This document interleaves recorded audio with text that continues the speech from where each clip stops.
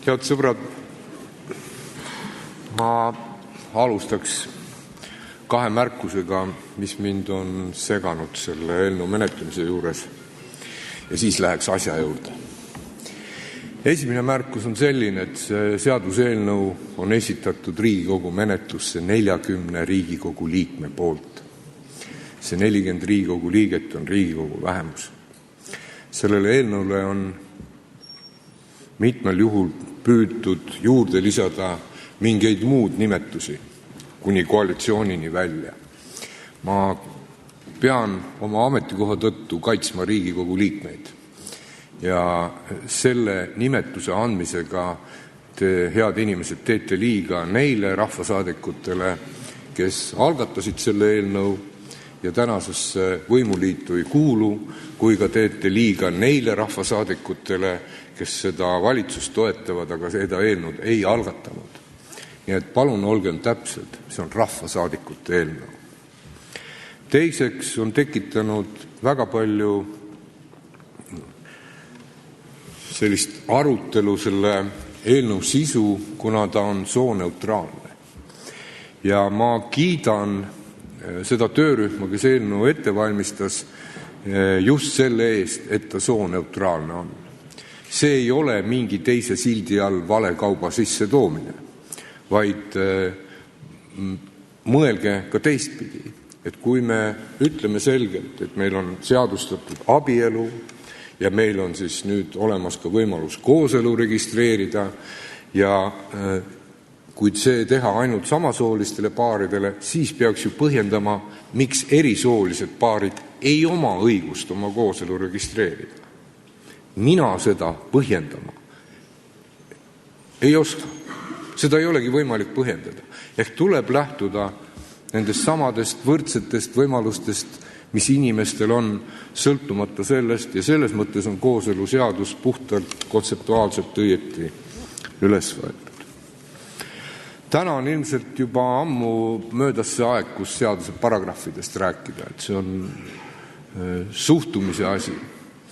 Ja ma mõtlesin eile hommikul ennem seda tulist päeva, mis oli tulemas, et mida selle kõige juures võiksid inimesed mõelda meie oma kodudes.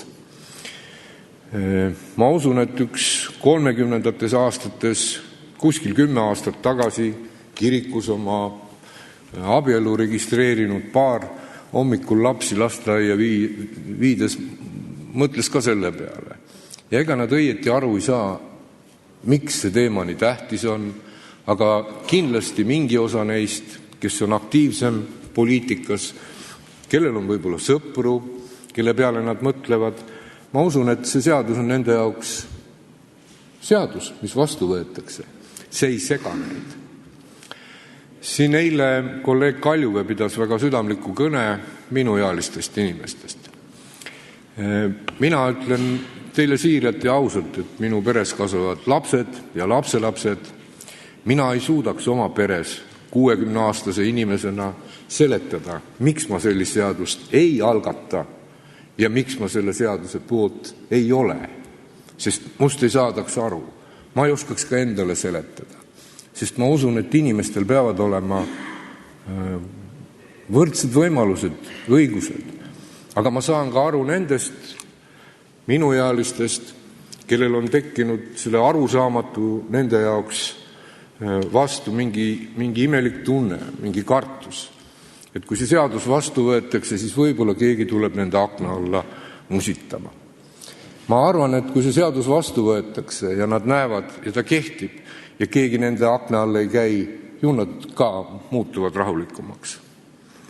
Ma arvan ka, et mingi osa koos elavaid erisoost paare said vähemalt selle tõsise arutelu tulemusena mõtteainet, kas selle seaduse vastuvõtmisel oma kooselu registreerida või mitte. Ja kas nad seda teevad või mitte, ei olegi nii oluline. Tähtis on, et neil on see võimalus. Ja täpselt samamoodi tähtis on see neile inimestele, kes on samast soost ja elavad koos. Ka nende jaoks on tähtis, et on see võimalus. Ja selle arutelu tulemusena ma usun, et nende jaoks isegi veelgi tähtsam on see, et ühiskonnas on midagi öeldud. Ja see koht, kus ühiskonnas midagi öeldakse, on Riigikogu. Nad ei pea häbenema seda, kes nad on. See tulv, mida teie nägite võib-olla nüüd poole aasta jooksul oma meilides või kirjutistes või debattides, need inimesed on elanud selle tulva ajal sellest ajast saadik, kui nad said aru, kes nad on. Mõistkem neid. Mul on hullumeelselt kahju, et üks meie ühiskonna kõige nõrgemaid kooselusi, mis koosneb emast ja lapsest, sai järjekordselt solvatud. Ma ei tea, kas need inimesed tegid seda meelega või mitte, aga kui nad vaatasid pühapäeva õhtul televiisorit, siis nad tundsid ennast veel kord üksikuna. Ja sellest on väga kahju. Lõpetada tahan aga ühe selge üleskutsega. Sellest, mis mulle selle arutelu juures ei meeldinud. Ja sellest ma aru ei saa. Et kui keegi võtab nõuks tulla kas siia kõnepulti või teha seda kuskil mujal, patsutada inimesele õlale ja öelda, tead, mul ei ole tegelikult sinu vastu midagi, aga siin minu meelest seda aga ei ole. Ja kui keegi püüab mingi aga taha peituda, siis see on puhas variserlikkus. Ma ei tea, Lembit, kas ma aitasin sind. Tõesti, selles eelnõus on 90. aastate vaimu. Siis, head sõbrad, selliseid kuumi seaduseid oli siin 3 tükki kuus. Nüüd 4 aasta jooksul 1. Selles mõttes on hea, et meil on ka olnud tulist poliitilist debatti. Aga kõige selle juures jäägem inimesteks, toetagem seda seadust, uskuge mind, me teeme ära suure asja. Aitäh! Rohkem kõnesoove ei ole.